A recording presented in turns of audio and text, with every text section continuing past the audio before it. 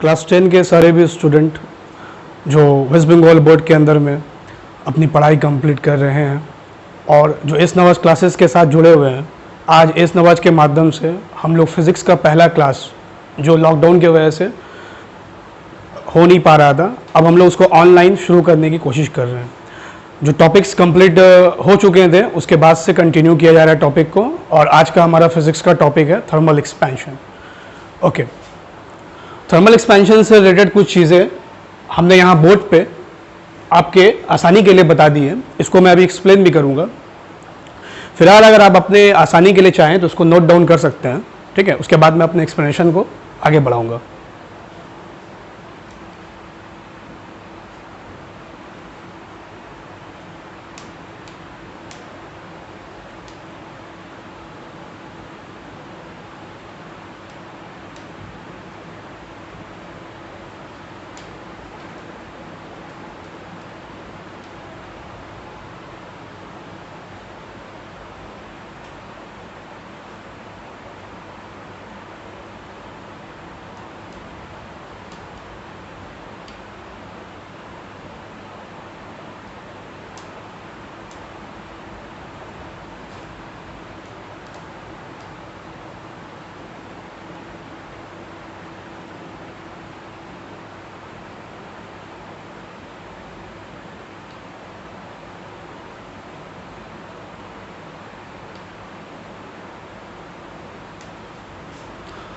सबसे पहले हम थर्मल एक्सपेंशन पे जो बात करेंगे, तो पहला इंट्रोडक्शन जो हमको देना होगा वो हीट के बारे पे देना होगा। हीट हम लोग क्लास 9 में West Bengal board of secondary education में ये पढ़ चुके थे कि हीट क्या होता है। हीट जो कि एनर्जी का एक फॉर्म है। ओके, एनर्जी के बारे में हम लोग जान चुके थे कि एनर्जी जो है वो काम करने की सलाहियत है, a capability of doing work. There are 8 forms of energy in which heat is one of the great form of energy and it is produce by rubbing और फ्रिक्शन। जब कभी हम दो चीज़ों को रब करते हैं या कभी भी दो बॉडी के बीच में फ्रिक्शन होता है तो उससे हीट एनर्जी पैदा होता है। ये जो हीट एनर्जी पैदा होता है ये अपनी जगह पर रुकता नहीं है। हीट एनर्जी जो है वो फ्लो करता है। इसको फ्लो करवाने के लिए हमारे पास 3 बेसिक प्रोसेस है: conduction, convection and radiation. Conduction का प्रोसेस जो होता है वो बहुत ही सिंपल प्रोसेस है। इसके अंदर किया गया जाता है दो बॉडी को एक दूसरे के बिल्कुल क्लोज रहना पड़ेगा।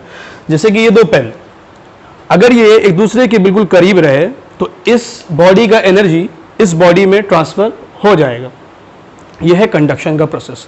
आप यहाँ पे डायग्राम पे देख सकते हैं कि दो बॉडी बिल्कुल एक दूसरे के क्लोज है, जहां पे एक प्रोड्यूसिंग बॉडी से target body T is equals to target body, target body पे जो मेरा एनर्जी है, हीट एनर्जी है, वो ट्रांसफर कर रहा है।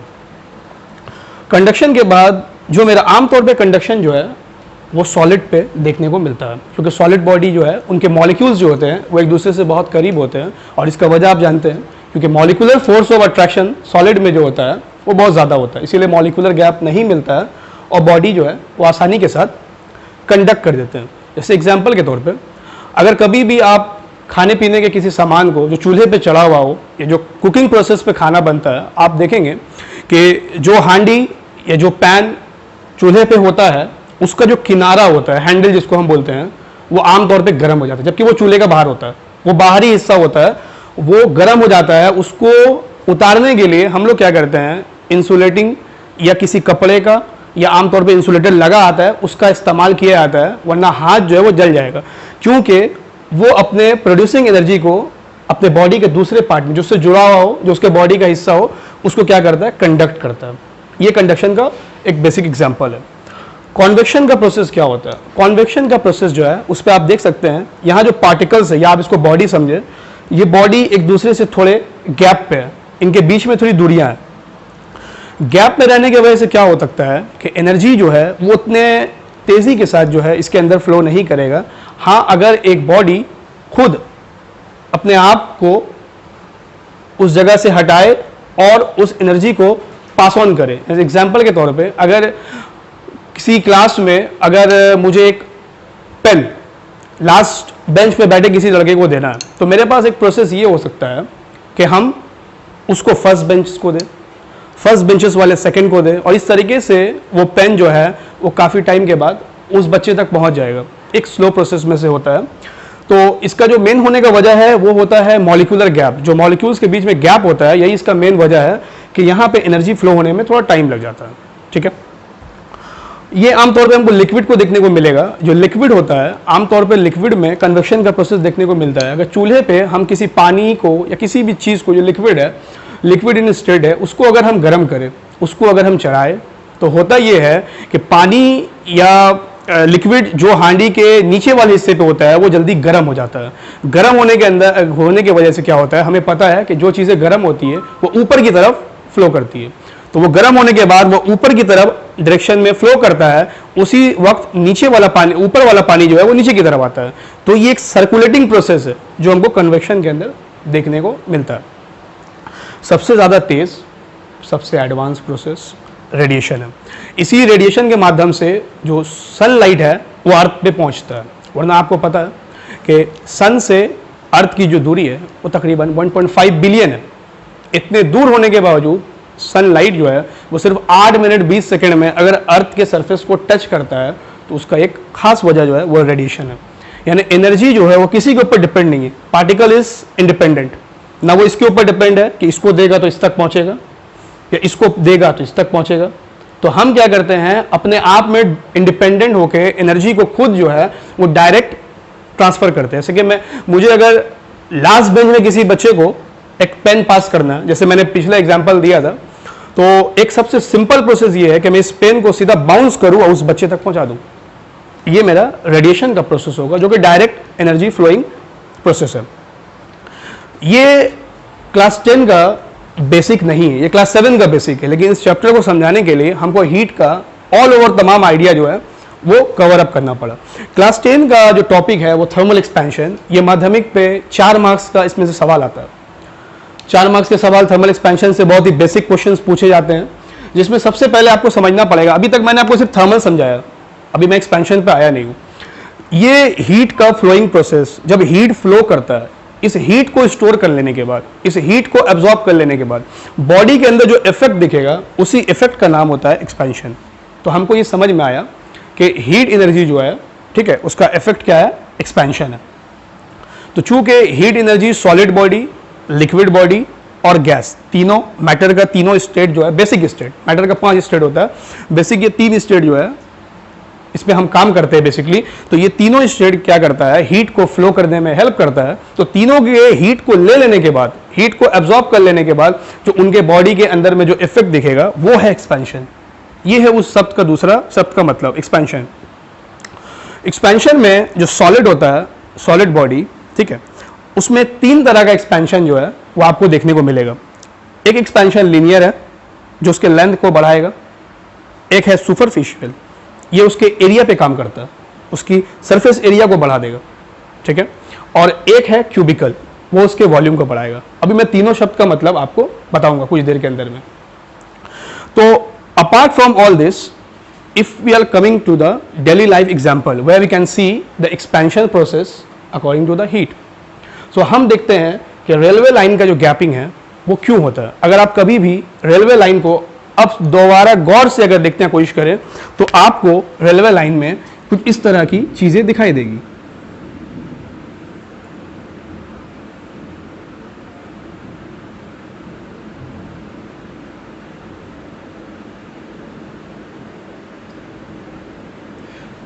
रेलवे लाइंस जो होते हैं, वो जो स्टील का बार होता है, आप उसको गौर से देखें तो एक बहुत ही छोटा सा नैरो गैप जो होता है वो बार के बीच में दिया जाता है।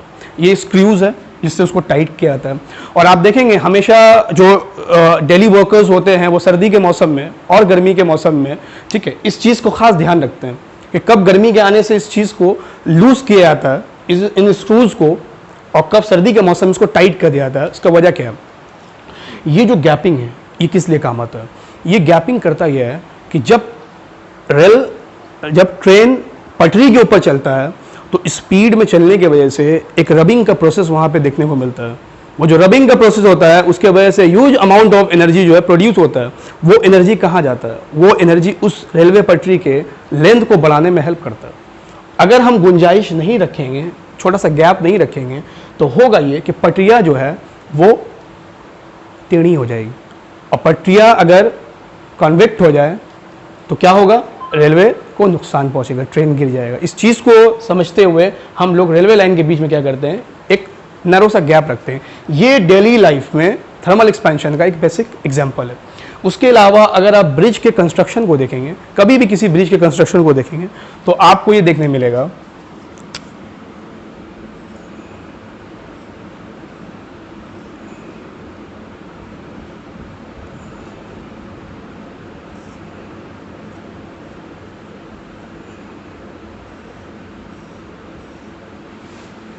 ये किसी भी ब्रिज का दो किनारा है, जिसमें से एक किनारे को, जिसको मैंने इस तरीके से क्यूबिकल बनाया है, ये कॉन्क्रीट है, इसको बालू सीमेंट मिट्टी से इस किनारे को बिल्कुल ही मजबूती के साथ बनाया जाता है, और दूसरे किनारे में जो है आपको थोड़ा सा फ्लेक्सिबिलिटी दिया जाता है। ये आयरन का वो रोलर्स है, दीज आर द रोलर्स, जहां पे आपको थोड़ी फ्लेक्सिबिलिटी दी जाती है, क्योंकि ब्रिज भी जो आयरन का बनता है उसके अंदर भी थर्मल एक्सपेंशन होने की वजह से एक्सपेंसिबिलिटी के लिए हम लोगों को थोड़ा सा गुंजाइश रखना पड़ेगा। तो हम यहाँ पे रोलर्स जो आयरन के देते हैं वो फ्लेक्सिबिलिटी के लिए देते हैं, ताकि जब भी कभी ब्रिज में एक्सपेंशन हो तो एक किनारा ऐसा हो जो उसको लेंथ में इंक्रीज करने में हेल्प करे। अगर ऐसा नहीं करेंगे तो ब्रिज के जो ओवरऑल डिजाइन है, ओवरऑल जो स्ट्रक्चर है, ये ब्रिज का पूरा स्ट्रक्चर यहाँ बनेगा, ये दो किनारा है, उसमें खराबी आएगी और बेंट होने के वजह से गाड़ी को, ट्रांसपोर्ट को बहुत नुकसान पहुंचेगा। इस चीज़ को आप समझें।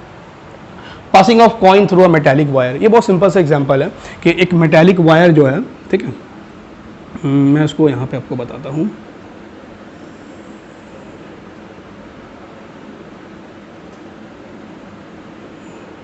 ठीक है, एक छोटा सा छल्ला, एक छोटा सा कॉइन को ले लें, ठीक है, उस मेटालिक वायर से पास करने की कोशिश करें, ठीक है, तो अगर इस किनारे को हीट किया जाए, किसी एक किनारे को हीट किया जाए, तो गर्मी पाने की वजह से क्या होता है, हीट ट्रांसफर करेगा इस किनारे से, इस किनारे में क्या करेगा, ट्रांसफर करेगा। ठीक है, वो जो कॉइन है, ठीक है, वो एक छोटा सा कॉइन है, जब बॉडी जो होता है वो हीट करता है तो लेंथ में इंक्रीज करता है, तब इस कॉइन को पास करने में क्या होगा, आसानी होगा, क्योंकि सरफेस एरिया जो होता है, जो क्रॉस सेक्शनल एरिया होता है, वो घट जाता है। लेंथ में इंक्रीज करने से लंबाई जब बढ़ेगा तो चौड़ाई अपने आप क्या होता है, वो घट जाता है। लेकिन जब वो सुकड़ जाता है, जब उसका टेम्परेचर लो होता है, तो इसको पास करने में जो होगा थोड़ा दिक्कत महसूस होगा। एक बेसिक एग्जाम्पल है जो आप घर पे कर सकते हैं। चौथा एग्जाम्पल जो है वो इलेक्ट्रिकल वायर का। आप कभी भी अपने इलाके में जो इलेक्ट्रिक का काम करने वाले लोग हैं, जो जैसे वेस्ट बंगाल में हम ये देखते हैं कि कलकत्ता इलेक्ट्रिक सप्लाई कॉरपोरेशन जो है,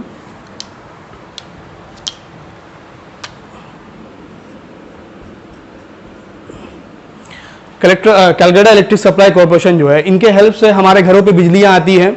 तो इनके जो वर्कर होते हैं, ग्रुप डी स्टाफ जो होते हैं, वो आमतौर पे क्या करते हैं, वो इलेक्ट्रिकल वायर्स को मेंटेन करते हैं। जब गर्मी का मौसम आता है तो चूंकि वायर्स जो होता है वो मेटल का बना होता है, और मेटल जो है वो गर्मी पाने के बाद क्या करता है, एक्सपैंड करेगा। तो उन लोग करते ही है, उसको एक्सपेंसिबिलिटी देने के लिए, उसको फ्लेक्सिबिलिटी देने के लिए क्या करते हैं, वायर्स को थोड़ा लूज कर देते हैं गर्मी के मौसम में। ठीक है, और सर्दी के मौसम में उसको बिल्कुल टाइट कर दिया जाता है, ताकि उसके अंदर जरा से भी सुखड़ाव आने की वजह से तार कहीं से टूटे ना, ताकि लोड शेडिंग या किसी भी तरह का नुकसान जो बिजली की वजह से लोगों को हो सकता है उससे बचाया सके। ये वो डेली एग्जाम्पल्स थे जिनको हम थर्मल एक्सपेंशन के चैप्टर में देखते हैं, उसको कवर अप कर सकते हैं। इससे भी जुड़ी बहुत सारी चीज़ें होती है, बेसिक क्वेश्चंस होता है जो एग्जाम में आता है। अगर ये फेनोमेना है तो इसका होने का क्या वजह है, तो आप अपने क्वेश्चंस को जो कि आपके बुक में है, टेक्स्ट बुक में, आप उसको फॉलो करें। कुछ अगर इससे रिलेटेड क्वेश्चन हो, आपको समझ में नहीं आ रहा हो, तो आप आने वाले किसी भी वीडियोस पे, आने वाले किसी भी क्लासेस में आप उसको रेज करें, आपको जवाब मिलेगा। Continuing to the new topic, remaining topic, solid, which has 3 parts, linear, superficial and cubical. हम इन तीनों को अभी आपको एक्सप्लेन करने जा रहे हैं। ठीक है, जस्ट अ मिनट।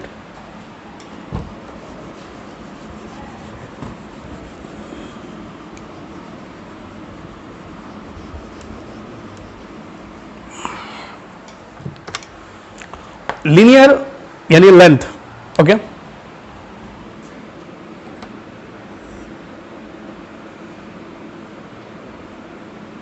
कोई भी एक स्केल है, उसका लेंथ L है, ओके, या आसानी के लिए हम उसको L1 लें, ओके। अजान होने की वजह से कुछ देर हम लोग पॉज कर लिए, ओके। आगे शुरू करते हैं। एक बॉडी है, कोई भी एक रड है, उसका लेंथ अगर L1 है, ठीक है, शुरुआत में उसका लेंथ L1 है, और फर्ज करते हैं कि उसका टेम्परेचर जो है शुरुआत में वो T1 है, ओके। जब बॉडी को गर्म किया जाता है तो उसका लेंथ इंक्रीमेंट करता है, तो आप ये माने कि इसके अंदर में थोड़ा इंक्रीमेंट हुआ है, ये बॉडी का लेंथ जो है थोड़ा इंक्रीज किया है, तो इसके वजह से अब इसका जो नया लेंथ है वो हो जाता है L2, और ऐसा होने का वजह क्या है, क्योंकि इसका टेम्परेचर को बढ़ा दिया गया, तो इसका टेम्परेचर जो है कॉरस्पॉन्डिंग टेम्परेचर वो T2, ठीक है, टेम्परेचर T2 हुआ। तो हम ये देखेंगे कि इसके लेंथ में कितना इंक्रीमेंट हुआ है, ठीक है, कितना था और कितना हो गया, तो चेंज इन लेंथ, जिसको हम डेल एल से दिखाते हैं, okay, del L is the change in length. तो del L equals to L2 minus L1, इतना चेंज हुआ है, L2 था, L1 था, और बाद में L2 हो गया, ठीक है, तो माइनस करेंगे तो मालूम हो जाएगा इतना बड़ा, ओके। सिमिलरली टेम्परेचर में कितना चेंजेस आता है, change in temperature delta T, तो कितना टेम्परेचर शुरुआत में था वो T1 था, बाद में कितना हो गया, टेम्परेचर बड़ा है और T2 हो गया, तो इसका वैल्यू आता है T2 माइनस T1, ठीक है। तो हम इसको एक रेशियो से रिप्रेजेंट करते हैं, उस रेशियो का नाम होता है कोएफिशिएंट ऑफ थर्मल एक्सपेंशन। जो कोएफिशिएंट ऑफ थर्मल एक्सपेंशन है वो दरअसल एक रेशियो है, किस चीज का रेशियो है, ratio of changes in the body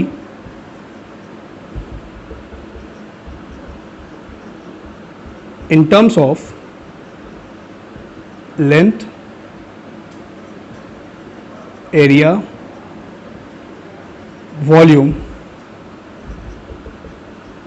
with respect to change in temperature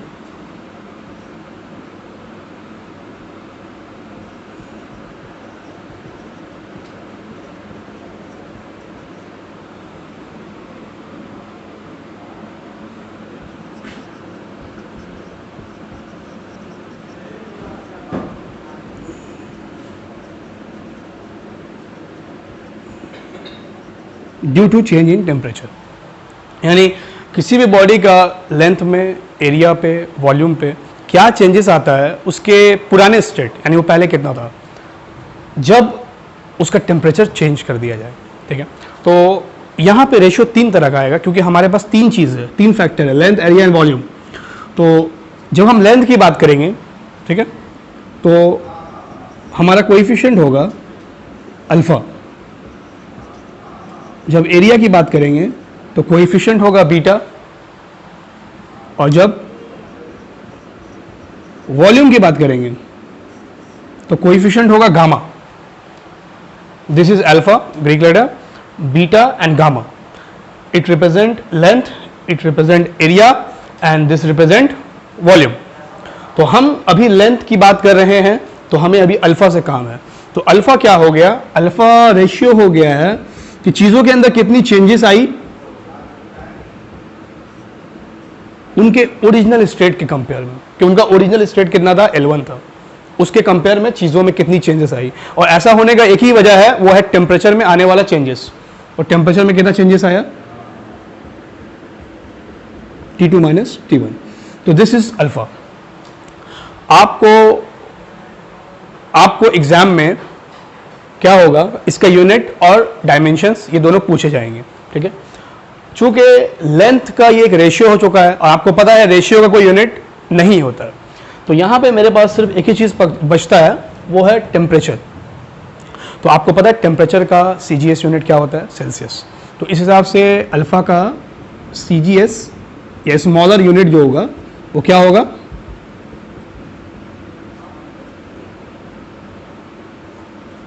पर डिग्री सेल्सियस। ओके, और इसका SI यूनिट क्या होगा,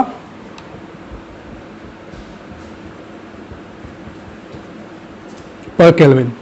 उसी तरह से इसका डायमेंशन भी एग्जाम में पूछा जाता है, बहुत ही बेसिक क्वेश्चन आता है। ठीक है, टेम्परेचर का डायमेंशन को दिखाने का तरीका जो होता है वो होता है थीटा। ओके, तो डायमेंशन जो इसका होगा, ठीक है, मैं यहां पे बता रहा हूं, डायमेंशन जो होगा अल्फा का वो होगा थीटा -1, क्योंकि टेम्परेचर जो है वो कहां पे है, डिनोमिनेटर में, इसीलिए theta -1। So this is all about linear expansion. जिस तरीके से हम लोगों ने लीनियर एक्सपेंशन को समझा है, बिल्कुल इसी तरीके से हम लोगों को एरिया और वॉल्यूम दोनों को समझना है। ठीक है, यहाँ पे एरिया में हम लोग बीटा पे काम करेंगे और वॉल्यूम पे हम लोग गामा पे काम करेंगे। ओके, तो आप इसको पहले कॉपी कर लें, क्योंकि बोर्ड को रब करना पड़ेगा, इसीलिए आप इसको समझ लें पहले अच्छे से क्या है।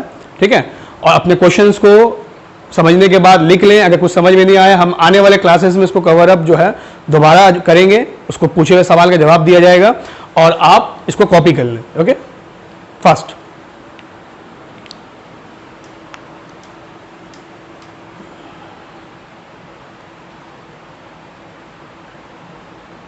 यहां तक कवर अप कर लिए, लेंथ तक। देखिए कितना है।